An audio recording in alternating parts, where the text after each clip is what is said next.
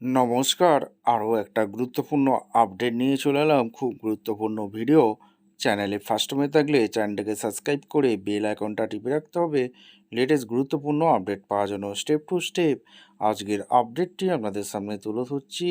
আজ কথা বলবো অঙ্গনওয়াড়ি কর্মীদের নিয়ে। হ্যাঁ, বেতন, ইনসেনটিভ, সবজি বিল, ডাটা চার্জের বিল এবং কেন বিল আটকে থাকে, সময় মতো কেন বিল ক্লিয়ার করা হয় না, এর কারণগুলো কি আপনাদের সামনে আজকে তুলে ধরবো। মূল সমস্যাটা কোথায়, মাসের প্রথমেই বিল দেওয়া হোক, এটাই আমাদের পক্ষ থেকে দাবি। কী কী আপডেট উঠে আসছে সমস্ত কিছু বলবো। চ্যানেলে ফার্স্ট টাইমে থাকলে চ্যানেলটাকে সাবস্ক্রাইব করে বেল আইকনটা টিপে রাখতে হবে লেটেস্ট গুরুত্বপূর্ণ আপডেট পাওয়ার জন্য। স্টেপ টু স্টেপ আজকের আপডেটটি আপনাদের সামনে তুলে ধরছি। নমস্কার দিদিরা। অঙ্গনওয়াড়ি কর্মী এবং সহায়িকাদের মাথার ঘাম পায়ে ফেলে কাজ করতে হয়, কিন্তু দুঃখের বিষয় প্রায়ই শোনা যায় তাদের বেতন, ইনসেনটিভ বা সবজি বিল সময় মতো মিলছে না। মাসের প্রথমে বিল দেওয়ার দাবি উঠলেও কেন এই বিল আটকে থাকে, আজ আমরা এর আসল কারণগুলো জানব। দেখুন, সরকারি রিপোর্টে তথ্য অনুযায়ী বিল আটকে থাকার পেছনে তিনটি প্রধান কারণ রয়েছে, সেটাই আপনাদের সামনে তুলে ধরব।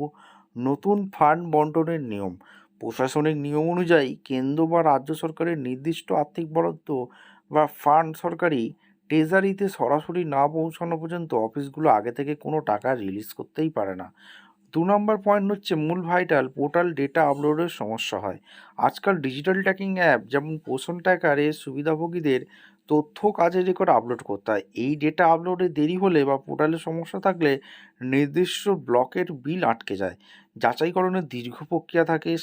স্থানীয় সিডিপি অফিসকে অঙ্গনওয়াড়ি কর্মীদের জমা দেওয়া সবজি বিল এবং ভাউচারগুলো সরাসরি বা ডিজিটালি এই যাচাই করতে হয়। এই ভেরিফিকেশনে খামতি বা কাজের চাপের কারণে বিল পাস হতে অনেক সময় লেগে যায়। তাই সমস্ত অঙ্গনওয়াড়ি কর্মীদের সুবিধার জন্য এই ব্যবস্থার আরও সরলীকরণ হওয়া দরকার। আপনার এলাকায় কি সময় মতো বিল পাওয়া যাচ্ছে? কমেন্ট করে অবশ্যই জানান। আর আমাদের কাজ ভালো লাগলে চ্যানেলটিকে লাইক এবং সাবস্ক্রাইব করে পাশে থাকুন। ধন্যবাদ।